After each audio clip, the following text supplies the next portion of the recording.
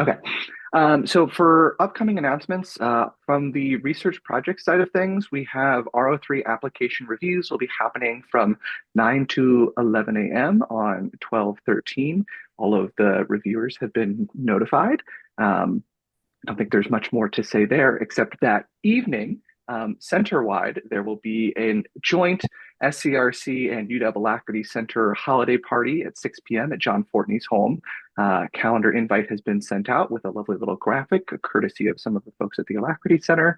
Um, and announcement about this seminar series, all of our kind of center-wide presentations moving forward.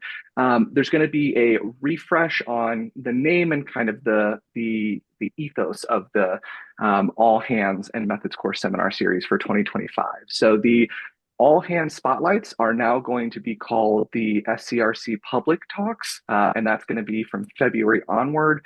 Those are more outward focused in um, topic and intent. And then the Methods Course Seminar Series is going to transition to become SCRC Internal All Hands from March onward. So those will be more internal conversations, team report outs, discussions, things like that. Same dates, fourth Wednesday of every month. Is that what those are? Same time. And then Macy is also joining our team. Julianne, I'm going to pass it to you to just do a quick little intro of Macy. Yes, good morning. Macy joins us as of Monday, so it's day 3 and she's starting strong. She'll be the clinical training coordinator is the official title for both CSPAR and SCRC, and in her role, she'll be helping us with the coordination of both of those talk series and making sure we're coordinating with speakers and getting notices out and recordings available to folks. So you'll be seeing her name a little bit more with reminders and stuff that's coming. I'll just also say Lucas and Methods Core, Annie has been helping with the seminar series. You've done a wonderful job this past year, and Macy will have some big shoes to fill in terms of the tidy coordination and getting everybody where they need to be. So thank you all and welcome, Macy. Yay. Woo. All right. I think that was all for the announcements that I had. So I'll pass it to Molly. Sounds good. Thank you. Well, I have the great honor of introducing Dr. Anna Radin, who is here with us presenting on balancing pragmatism and fidelity in the context of randomized clinical trials. So this is going to be a great presentation, and I just want to highlight a few of Anna's extensive qualifications that make her perfectly poised to do this presentation for our group. So Anna was trained at the University of North Carolina at Chapel Hill to get a master's degree in health behavior and health education, and then subsequently sought a doctorate in epidemiology from Johns Hopkins University.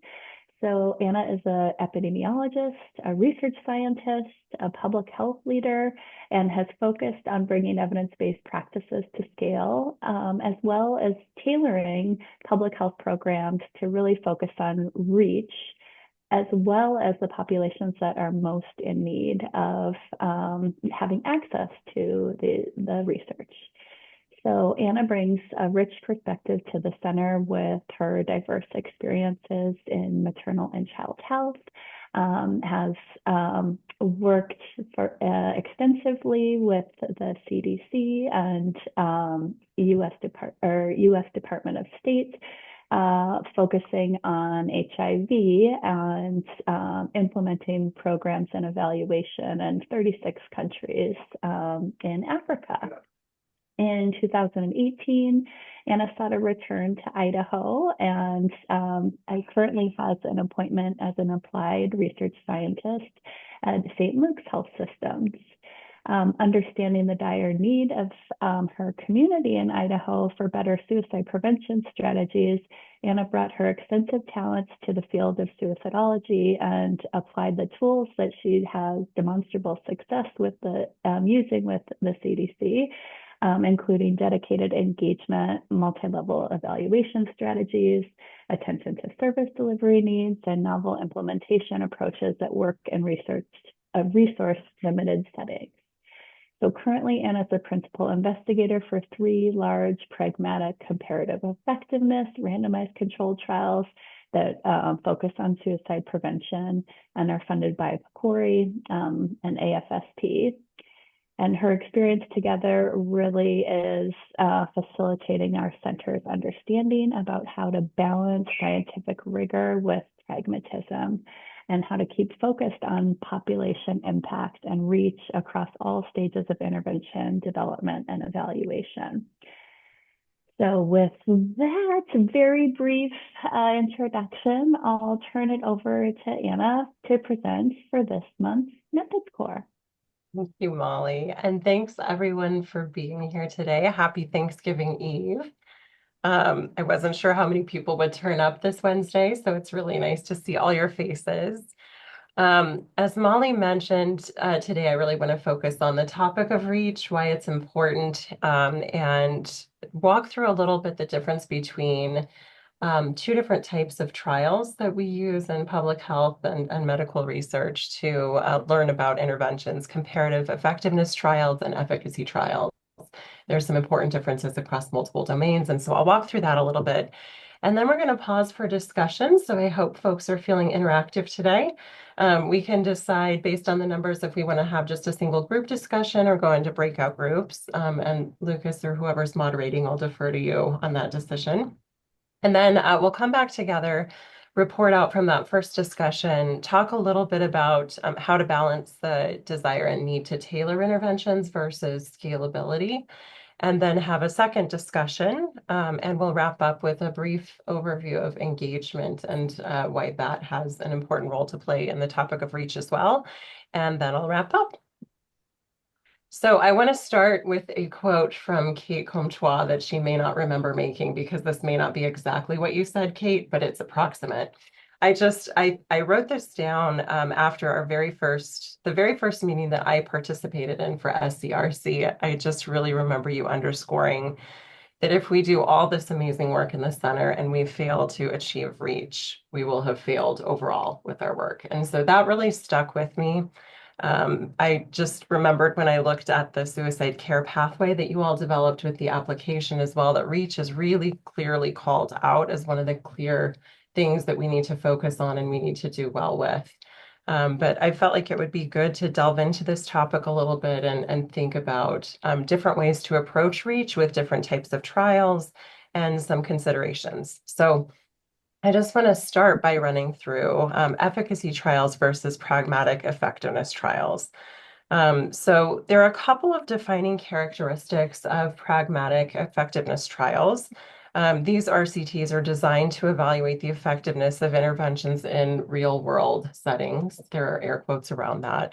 But the primary question in these trials is not, could this intervention work in optimal circumstances, but rather, will it work or would it work at scale for my population of interest if I actually rolled it out at scale?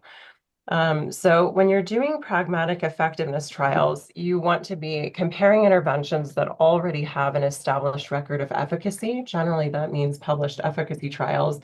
And in some cases, when we don't have solid efficacy data, we may be doing effectiveness trials of interventions that are in widespread clinical practice. So maybe there's no efficacy data, but everybody's using the intervention. In efficacy or effectiveness trials, the focus really is on implementing the interventions in normal care delivery settings. So we're not bringing in like a higher cadre of staff than would be available to deliver the interventions.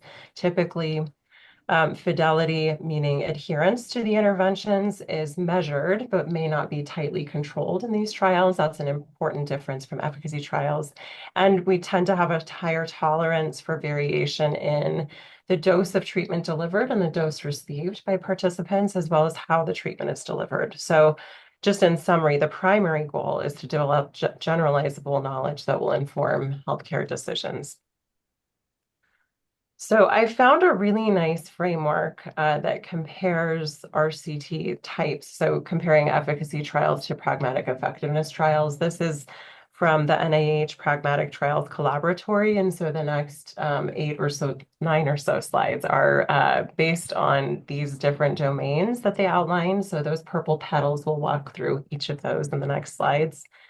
One area that differs is related to the sample that you're targeting for your trial. So first thing I want to emphasize is that there's a spectrum between these two.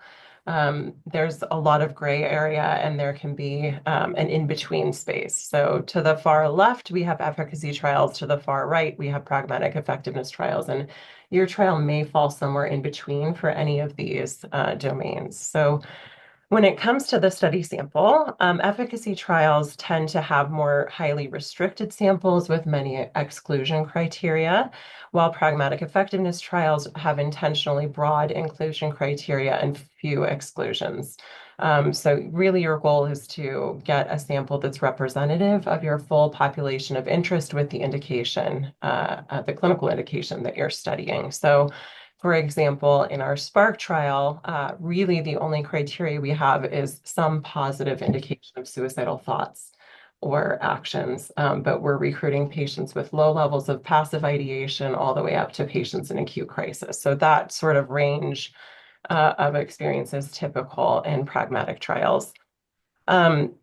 Efficacy trials tend to have smaller sample sizes because the specific population is recruited is most likely to experience the outcome of interest. So you don't need as many participants to reach your statistical power. While in pragmatic trials, you often see much larger sample sizes because that broad population may be less likely to experience your outcome of interest that you're trying to study. And also larger samples are needed in comparative effectiveness trials where you may not have a control condition, but you're comparing two active treatments. So the margin of difference between them would be expected to be smaller. One other note, this is sometimes true, but not always true, that you may be, because of the larger sample sizes, better powered to assess heterogeneity of treatment effects in your subgroups of interest in pragmatic effectiveness trials, just because you have that larger sample. There are some important differences in terms of recruitment between these two types of trials as well. In efficacy trials, because of the more complex list of eligibility criteria, chart reviews or data polls are often necessary to identify potential participants that meet all of the criteria for the study. In effectiveness trials, you may have more options. Participants may be identified through routine screening programs or provider referrals or through registries, things like that. The study setting may be different for these two types of studies. That's not to say they can't happen in both studies, but typically efficacy trials tend to occur in tightly controlled environments with a really high level of care, high quality of care. So that's often academic medical centers or lab settings versus pragmatic effectiveness trials where it's typically done in healthcare settings similar to where most people seek care. So that may include settings like primary care clinics, emergency departments, or other usual care environments.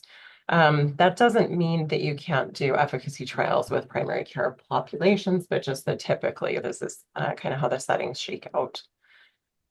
In terms of resources and workflows, efficacy trials tend to be tighter managed, meaning the workflows and SOPs are really consistent, regardless of who's delivering the intervention. Staff training may be extensive and ongoing, versus in pragmatic effectiveness trials, you try to achieve minimal changes to your typical workflows, and resources should be available to be sustained for usual care following the trial. One other thing to note, you may do a training for your staff at the very beginning of the trial, but it's not the kind of thing where you would keep training them every month on intervention delivery, for example.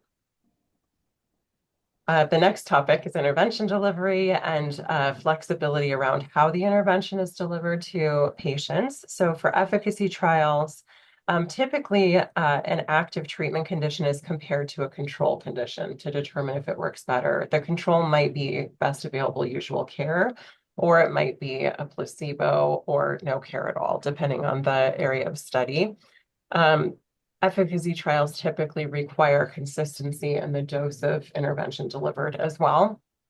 While pragmatic effectiveness trials compare two or more treatments with established efficacy or already in widespread clinical practice, as I mentioned before. And there's often room for flexibility in the dose of intervention delivered. Um, Fidelity monitoring is something else that's really different between these two. And when I say fidelity here, I'm using it in the sense of adherence to the intervention as designed. So I know that that can have, the word fidelity has different meaning in different fields, but here we're talking about adherence to the intervention as designed. Efficacy trials prioritize fidelity monitoring and management. So if you see departure from fidelity of the intervention, that's problematic, and generally you're intervening to try to correct that. Deviation from the research protocol is typically considered problematic.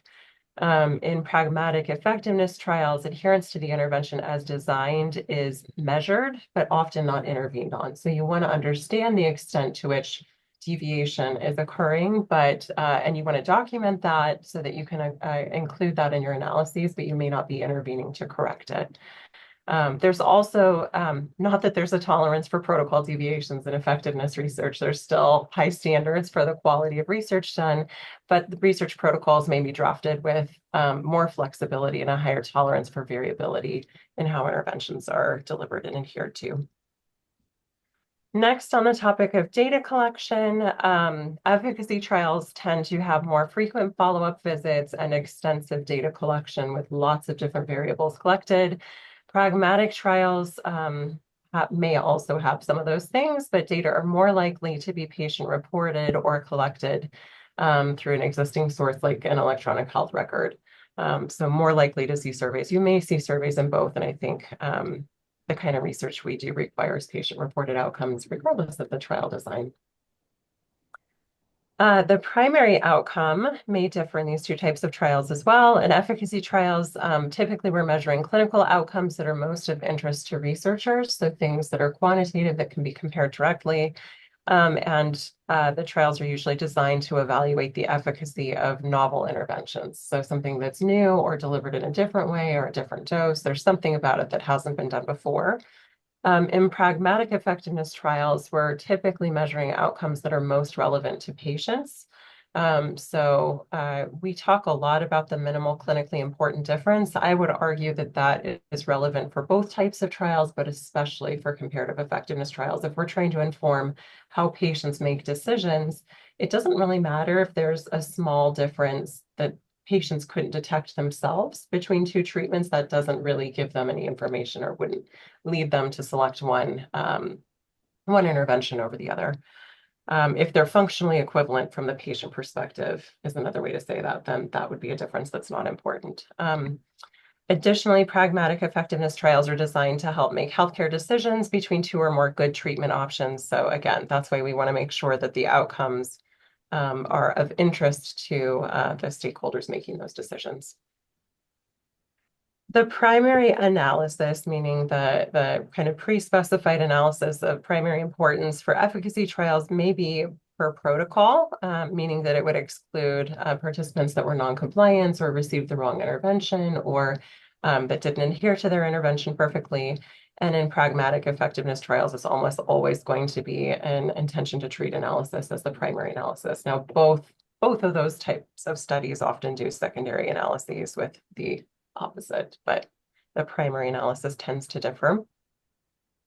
So that was all 9 of those petals from that flower I showed you at the beginning. Those are kind of the 9 domains where we see differences. And I mentioned a couple times, I think, that these differences can occur on a scale from most similar to efficacy trials versus most similar to pragmatic trials. So if you look at this wheel here for each of those domains, there's a 1 through 5 rating that you could score on each of those areas. And so I think we're going to take a pause and we can either do a breakout group or a big group discussion. But I think it'd be interesting to take an example trial, maybe SOARS, or another trial of interest to this group, and talk through each of these domains and where that study falls on the efficacy to pragmatic effectiveness spectrum for each domain.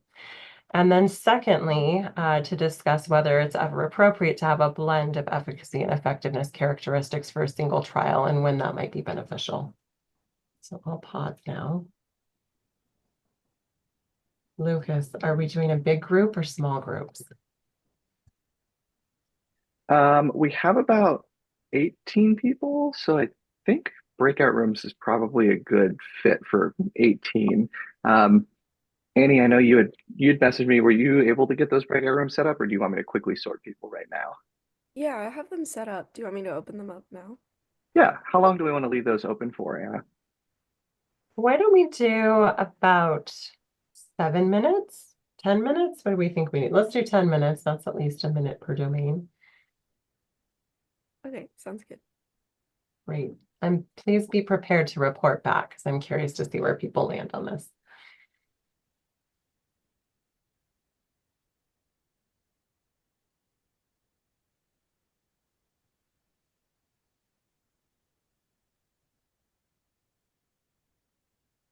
Oh, and then Lucas, did you want to be in one of them or Yeah, that'd be great. I'll jump in. Can I jump in with Sarah Danzo in room five? yeah. I think I can just click on it and join it Okay, cool. because I'm host.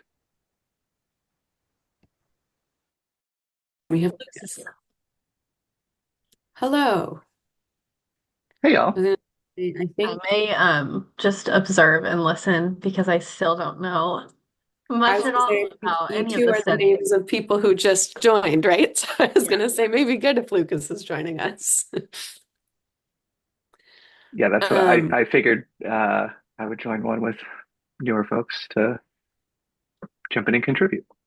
cool. Amazing. Okay, so we're discussing a trial of interest being SOARs, it sounds like that falls efficacy, pragmatic effectiveness spectrum. Yes, we can do source, or Sarah, we could talk about Wise Path and like what it could eventually be. Um, just Sure, because let's do that, that because I know it better than SOARs. yeah, let's that makes sense to me. Um, Okay, so where it falls in the efficacy pragmatic effect, I guess that wise path is a tricky one in that it is very much. So, um, Jasmine and Macy Wise Path is one of our RO3 projects, and it is meant to be an adaptation, like co-design adaptation and kind of user evaluation project. But what we learned in our initial kind of needs assessment co-design phase was that it needs maybe a bigger updates than adaptations will do. Um, I think it needs updates instead of adaptations is probably the best way to phrase that. Um, and so I think we were initially thinking of it as more on that like efficacy pragmatic, like thinking of how we could implement it in a setting at scale, but are now backing up into what changes are needed before we can even get to that. Lucas, would you, from what you've sat in a lot of these meetings, is that where you would think of it? Yeah, yeah, that makes sense to me. And just for context, the it of Wise Path is an app that is like a Sorry, paired yes. dyad between parents and adolescent young adult patients. That was it originally used in juvenile justice system, Mhm. and is Oh, being adapted to like there's some elements of the support that is provided there that is actually relevant and very useful for suicide care. Um, yeah, correct me if I Nope, that misexplained was any of that. perfect. I forgot to tell you what the app actually was. Yeah. Yeah. Um, and I would add, the content isn't actually what we got feedback on needed a lot of updates. It was more of the like app itself, the stuff oh, that's harder for us to do on a small budget. yeah, Um, definitely. so it could be it needs just adaptations, but we are not really able to test that on our budget. Hmm. Uh, so we're doing what we can. And anyway, on this question, I think that's my thought on the first one. Um, Yeah, and and I then think that's a really interesting like point to maybe bring back to the group of like going through this early co-design process with the DDBT and most framework. Like if you had just jumped into doing a comparative effectiveness trial and got a third of the way through it and realized, oh my gosh, we actually need to do this efficacy trial. Like you've just there's so much work to get that rolling, and now you got to yeah, change the whole thing. So I think that really demonstrates the value of this early work that we've framed SCRC around. yeah, yeah, it is. It's a weird one. Yeah. Um, And then, is it ever appropriate to have a blend of efficacy, pragmatic effectiveness for a single trial? I will fully admit my brain is only half working, and so that sentence only half makes sense, but I think yes. I think, um, is it ever appropriate to have a blend? I would think yes. Wouldn't I that? think so too. Okay. I'm like, is this a trick question? That feels like it would make a lot of sense to me. I can share screen because I actually have Anna's slides here. Are you That seeing the is like? super helpful. Yeah, I was like, it's Yeah. hard to go through this without actually seeing everything. Um, I'm trying to think of like where there might be some blends or like I guess I'm combinations. thinking of like the hybrid trials. Yeah.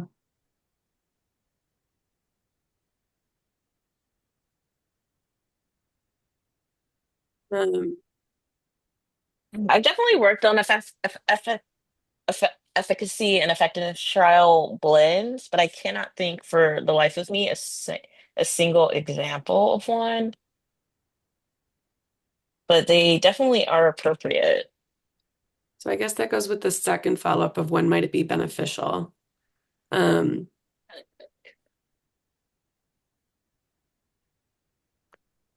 I mean, the big thing I think of is just like once you're putting something in a real world setting, even if it's got all the evidence for kids with depression, kids don't ever just have depression, right? So, Right. even if you're calling it pragmatic effectiveness, it still kind of is an efficacy in certain Mm. things. I know in clinical trials we do technically it's two separate studies like from a regulatory perspective, but what they'll do is they'll do an efficacy trial first, so they'll evaluate the efficacy of like a drug. And then if it's proven to be working, then they will follow up with like a bunch of follow-ups. So a follow-up study that is an effectiveness trial. So kind of at the tail end of it. And I feel like that kind of is a blend where you kind of get to see both for a So single like a intervention. stepped, yeah, like a stepped trial. Mhm. Yeah, I think this spectrum is really helpful, less to be like falling into a binary of one of the two and more to Like where describe you fall on it. where you fall on this. Yeah. Mhm. The other thing that's coming up is like, for me at least, this like resources and workflow, specifically around suicide care. Like, it just seems that so many clinics don't have robust workflows or Oh my God. resources currently existing. So there's a little bit of like, well, we want to test this new thing for suicide care, but we also have to get you up to speed with where you kind of, not where you should be, but like kind of where you should be before doing this. Um, and that's hard because our healthcare systems are strapped for resources. Clinicians are overworked and exhausted and only have so much time. So there's this like, I'm feeling this like dual thing in suicide care of like getting people up to speed and then also introducing a new thing, um, which is hard.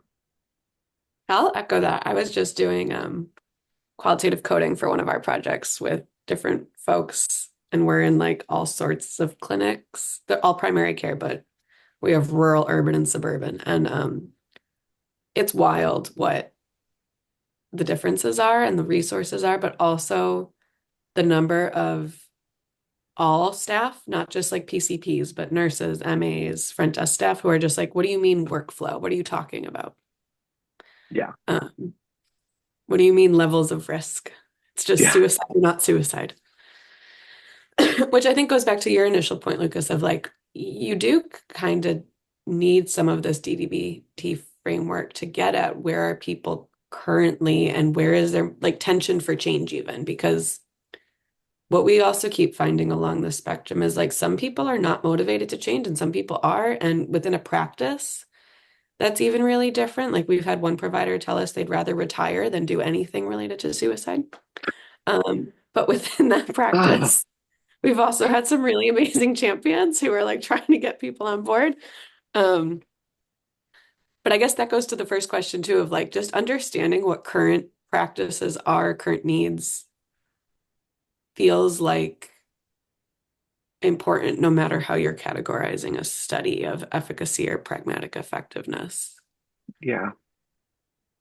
Um, I don't know if that answers that question. I think I'm kind of just like saying my thoughts out loud. No, that was super, super well said. Um, I'm keeping an eye on time. Do you remember when we started these breakout rooms? It was like You said 9:30. something at 9:25. We opened the breakout rooms at like 9:25.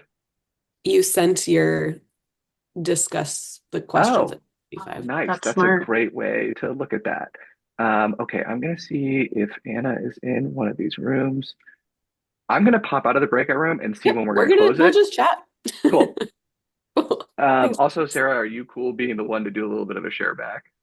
I will try. It'll come out the way I just did it, but sure. Cool. Cool. All right. I'm gonna figure out how to leave the breakout room. There we go.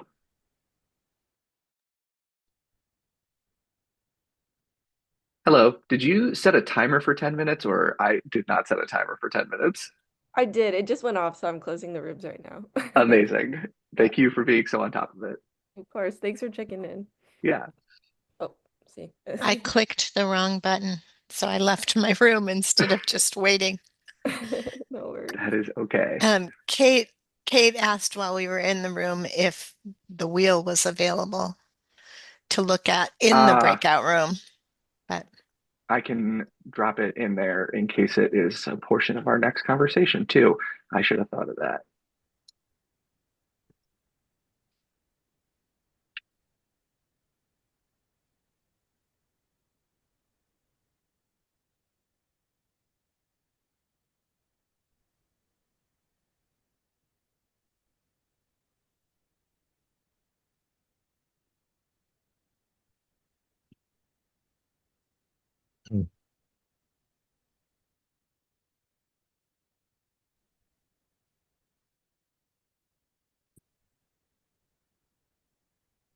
Hello again. Hello. Hope everybody had nice discussions in their groups. Welcome back. How many breakouts did we have, Annie? We have 5. Okay. Well, could you, I think we need, if people are willing to do a brief, like a 1 to 2 minute report out, that would be great to hear what the groups discussed. Do people know what group number they were? I can type them out in order in the chat if that's helpful. That would be helpful, Lucas. Thank you.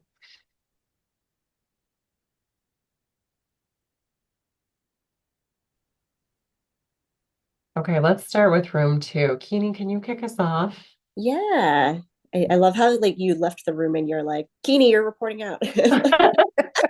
um, yeah, so in our group we had Carrie, Diane, me, and Anna.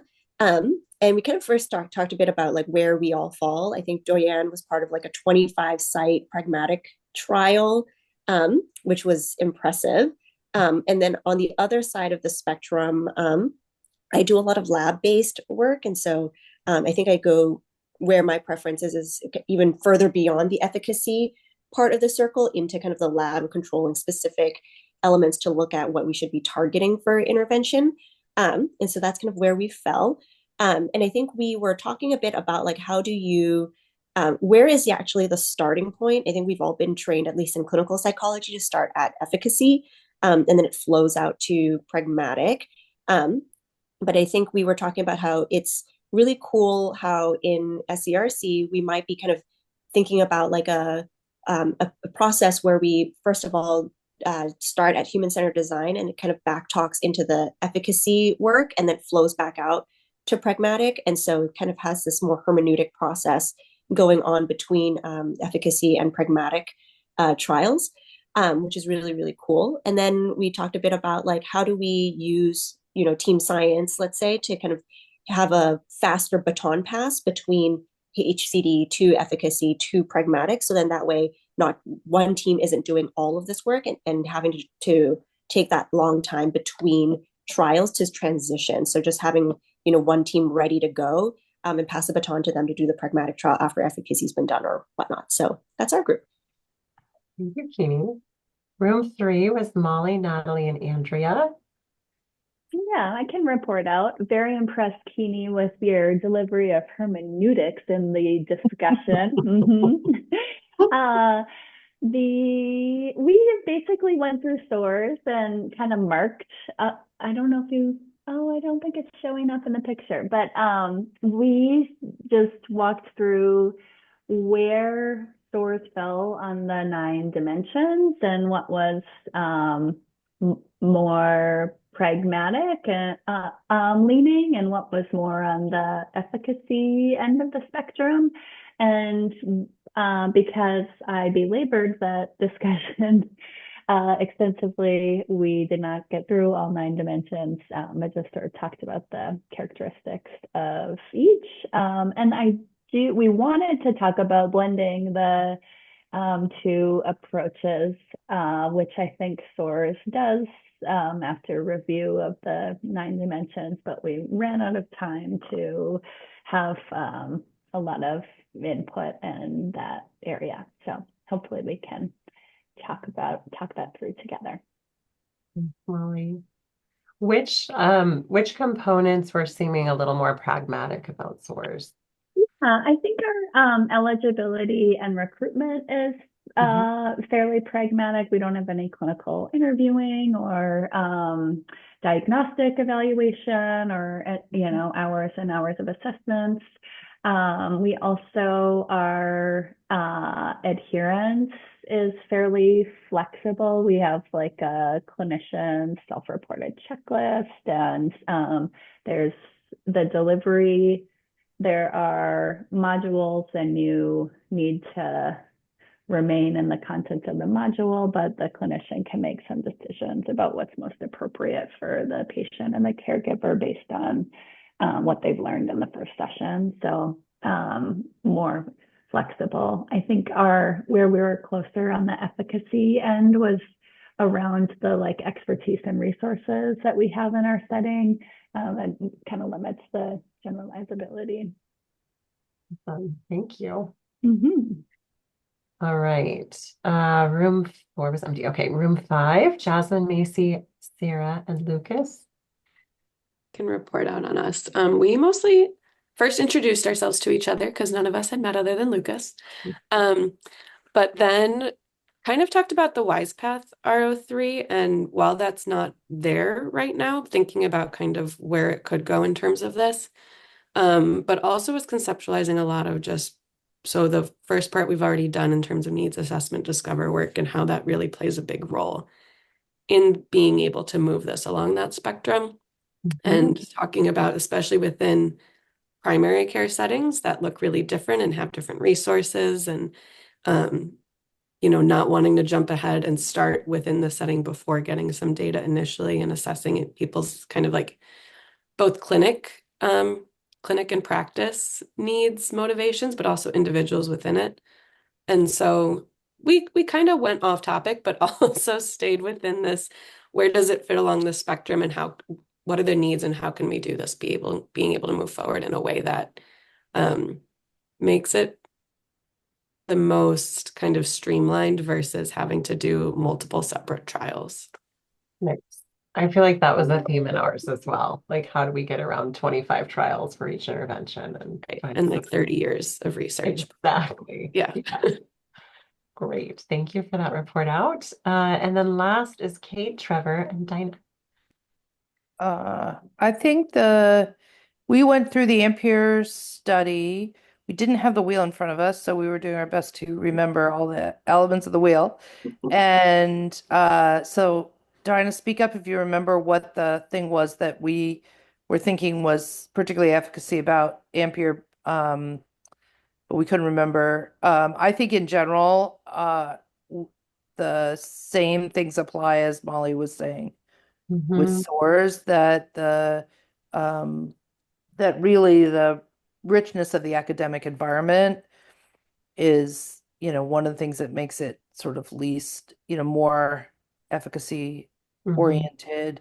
And recruitment will include some kind of pulling data from the health uh, record and identifying cases to the clinicians as possible participants to expand clinician over just to expand recruitment over clinicians just knowing it themselves.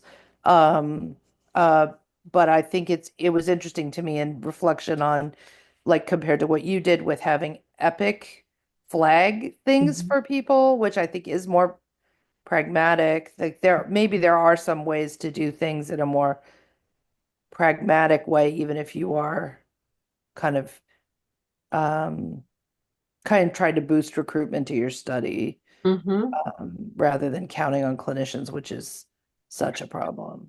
Yes. Because when you're in a session, you're in the wrong headspace. That's just the reality. I'm terrible at recruiting for studies myself with patients, even studies I totally believe in. So I think that alternatives are critical. Great. Well, that was a really helpful report outs and it sounds like some interesting conversation.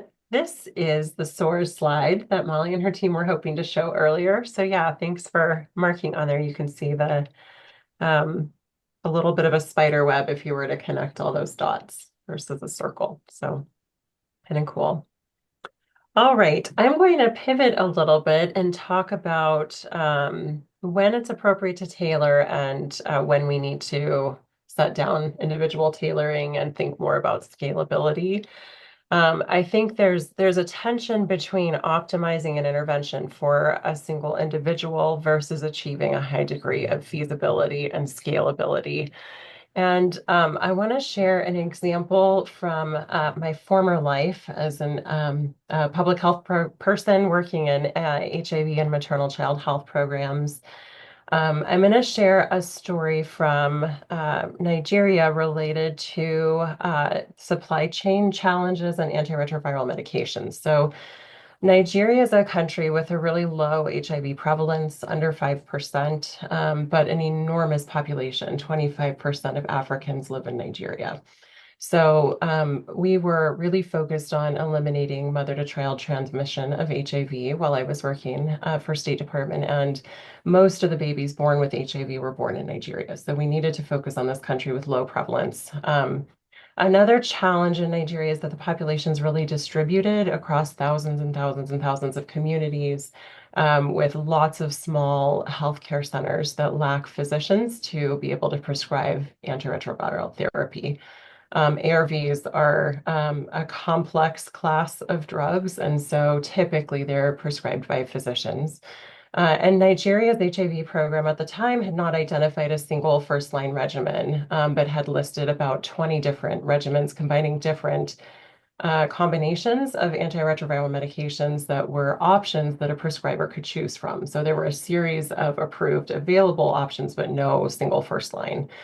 And this model is, we consider a very medical model. It gives a lot of power to the prescribing physician to carefully assess which regimen would be best suited to each of their individual patients, given her labs, given other clinical characteristics.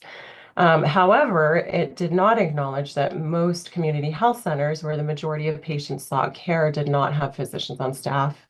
It also did not acknowledge the enormous supply chain complexities in delivering all those different medications, which would be needed inconsistently in small and unpredictable amounts at every single health center, given their low prevalence of HIV.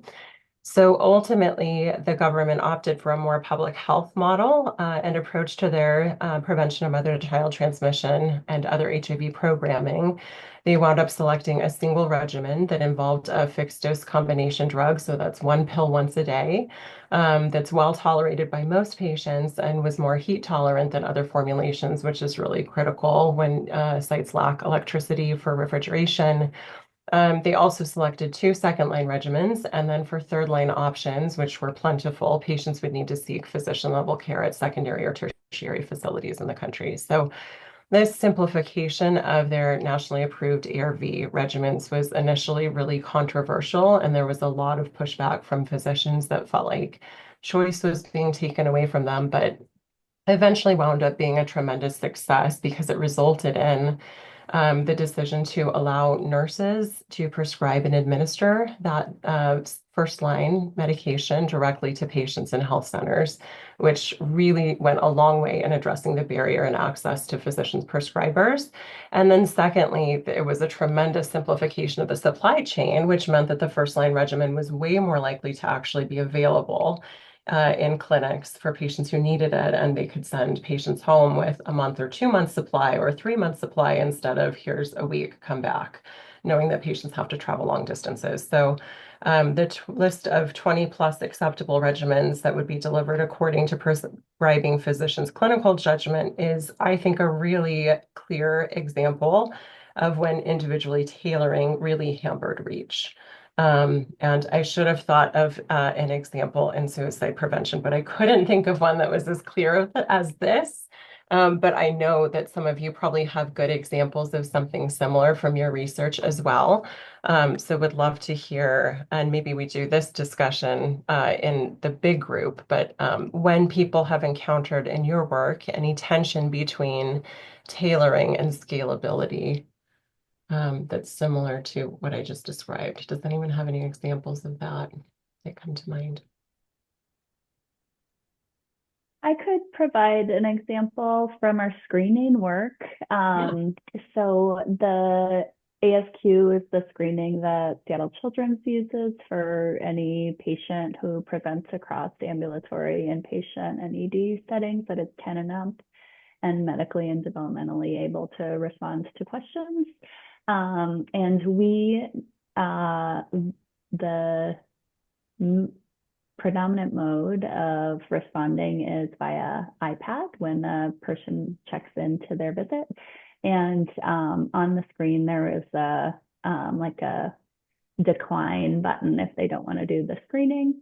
And our group identified that there was a predominance of Asian and Black youth who were declining the screening when prompted, which made us sort of consider, do we need to have a tailored approach for these populations for screening to increase the acceptability of screening and reduce the declinations upon prompting to complete the screening, but how to implement different screenings based on a vague indicator like race or ethnicity presents a lot of challenges for a healthcare system. So I think that is one issue where this tension has arisen in our work.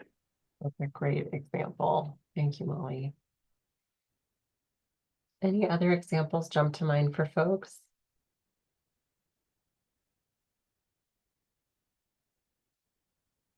Maybe we'll look at the second discussion question then. Are there certain components of your study interventions that require really tight fidelity or adherence and others that are more flexible?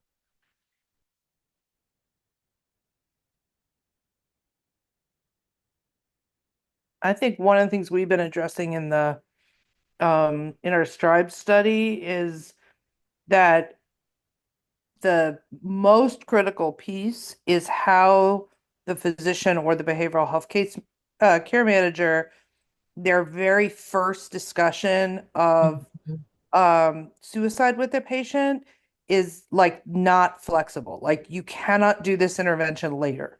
You can't go through your typical thing and then try and ask for a clinical narrative later and expect the result. Like that's just like, and how actually just getting that is going to be really, really hard in the pragmatic world we're in. But we've been talking about once you are starting with a narrative rather than asking all the standard questions, that we can have a lot of flexibility in how you do that. So the ASHI model that was originally developed with adults focuses on doing kind of a narrative interview, process. But Laura and Lucas and Natalie and I were talking at our last meeting about for young kids, that may not work as well for them as more activity-based strategies. And we were talking about safety planning that my colleague Ashley does in Nepal and Pakistan, that's all based on stickers because people don't write. Written documents are not the way to go. She's done all these really sophisticated, lovely stickers that people can then use. And so we were just sort of talking about like how could we offer flexibility for the patient, because then like would stickers appeal to our 26-year-old soldier from Joint Base Lewis McChord, as well as it would, so we were talking about like trying to set up something where the narrative itself could be quite flexible, but the fact that you didn't do something else first would be something that would have to be held constant, or it kind of undercuts the whole point. That's a perfect example. Okay, thank you. The third question, this is a big one. What are the primary barriers to reach in your studies? I can give that one a shot. And I mean, I think the thing that that question makes me think of is how you measure reach, which isn't exactly what you're asking, but like when you're thinking about who you want to reach, and like you have to figure out a way to measure that as well, right? And there's all these considerations when you're thinking about like what the denominator is. Like, are you focused on, like identifying the population at risk and trying to reach those people, or are you like going with some other, denominator? And like how you define that can dramatically like impact um, how you assess whether or not you're actually reaching people and whether or not you want to make changes, right? So I'll just give like a really quick example because I know we're close to the end of the hour, but I was working with a master's student interested in looking at suicide care disparities among Black youth. Actually, she originally I think worked at Children's, Brittany Udo. Some of you guys might recognize her name. So we looked at how like measuring screening, assessment, safety planning in the Kaiser Washington system when you look at just the among kids that were receiving care. So she was just interested in youth 13 to 17 years old. When you look just like within the groups of youth that are receiving care, we looked at primary care separate from mental health specialty. We compared white and Black youth. And like at the point of care, there were no differences. And her hypothesis was that Black youth would be less likely to be screened and less likely to report suicidality. We didn't see that. Like the confidence bands totally overlapped. But when we looked at white youth versus Black youth at the population level, so the level that like the of enrollees that Kaiser is responsible for, then we saw definite disparities. Like white youth were much more likely to be screened than Black youth. So it was interesting because, and that's likely because Black youth are less likely receiving care, the types of care when they would be screened first for suicidality, right, and then engaged in care. So that's what that question makes me think of. And yeah, it's not exactly what you're asking, but it's a really important concept, and how you define your denominator affects what you're measuring. Yes, that's a really smart response, Julie. And I'm really glad you brought that up because I did not include anything in this presentation on measurement of reach, but that's a huge challenge. So thank you for planting some questions for us to mull over. I'm going to breeze through. This is my, I think, last slide or two before wrapping up. And kudos to Lucas for this content. I think he really got me thinking about how engagement and reach also go together. Engagement, I think if we think about engagement as one of the key ingredients for successful reach and dissemination and scale-up efforts. And when I say engagement here, I'm not just talking about engaging with patient stakeholders, but also our providers, our care deliverers, our payers, our policymakers, all the people that need to be involved if reach is ultimately going to be achieved. Thinking about research as relational, spending time and effort doing newsletters and things like that, in-person meetings whenever possible. Just remembering that just the act of doing the research exposes our provider and staff teams to alternate interventions and workflows, I'm going to skip my example there in the interest of time, but just a reminder to be intentional about the relationship building that sort of happens naturally, to view those relationships as one of the key products of your research, and that they will be one of the most important vehicles that determine if you're successful at scaling up. This is a slide that just shows every time we did an in-person site visit in yellow stars, we did these rounds of site visits that our referrals went way up and that they always dip back down also. So just a reminder that it's not a one-time thing, that you may have to go out again and again and again, and don't forget donuts when you go out. Last slide, just a reminder to consider REACH at the study design and conceptualization phase, which I think SCRC is doing an amazing job with all the human-centered design work, making sure that we're thinking about feasibility and flexibility from day one, highlighting that tension between individual tailoring and scalability, thinking about REACH early on and taking engagement seriously. And that is it for today. So thank you all so much for your time and the really rich discussion. Thank you, Hannah. Thanks, Anna. It's great. Anna. That was Thanks, Anna. This is great. great. Thanks, Happy Anna. Thanksgiving.